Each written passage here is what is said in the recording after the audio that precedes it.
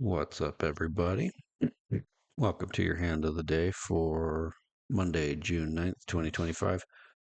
In this one, we are 4 ways to the flop, and opponent goes hyper aggro. Let's see if we can decipher it.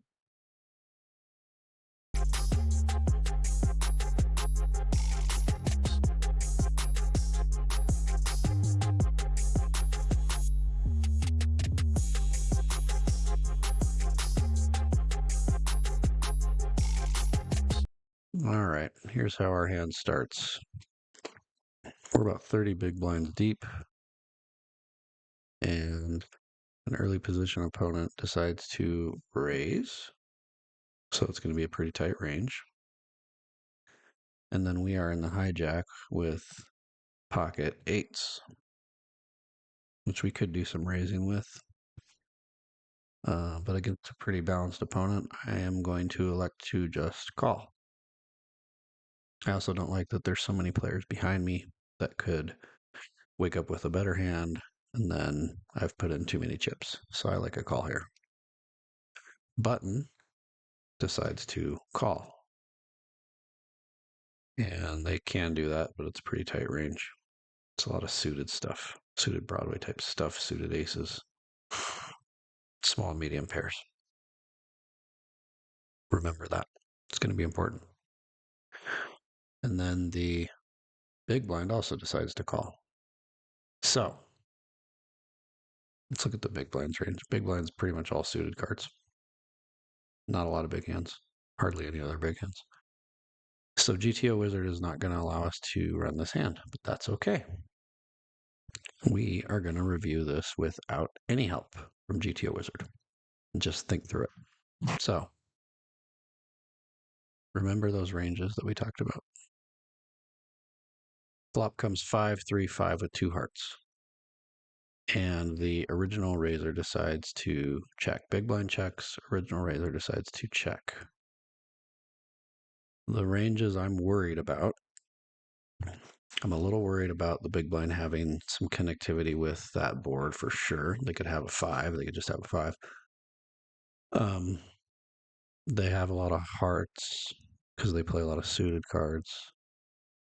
They could have stuff like 6-4 occasionally.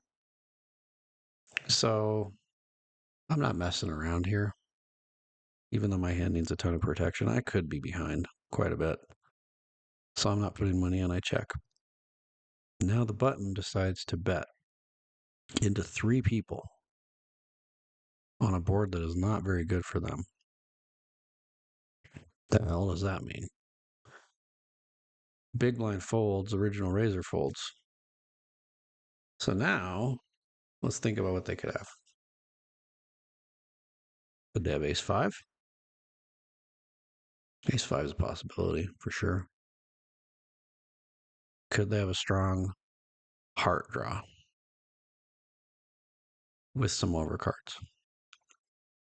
I think that's more likely. King, queen of hearts.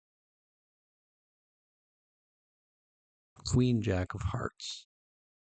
Stuff like that. Jack 10 of hearts, maybe. Or just a good, strong ace of hearts, right? Ace 9 of hearts, ace 10 of hearts. Maybe they would have raised those.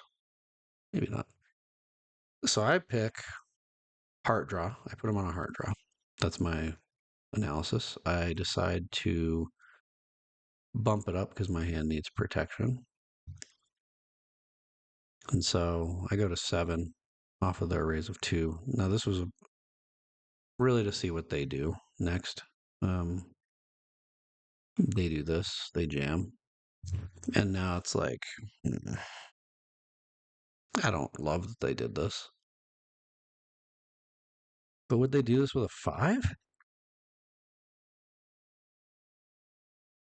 I don't think so. They would definitely do it with a heart draw. And I have a heart. So I decided to call. I was correct. They were on a heart draw. They turn a flush. And we river a full house. Bink! And we take it down. It's not as much about whether or not we won the hand, although I love to win the hand, obviously. It was really about the read, trying to narrow down an opponent's range. And in this case, I happened to be correct. I was ahead. I had a heart blocker. Uh, and so it happened to work out for us as well, which is great. But I'm happy with the way I thought through the hand, and the read was good. So I think let's stop there. We will call it quits for this hand of the day. See you next time.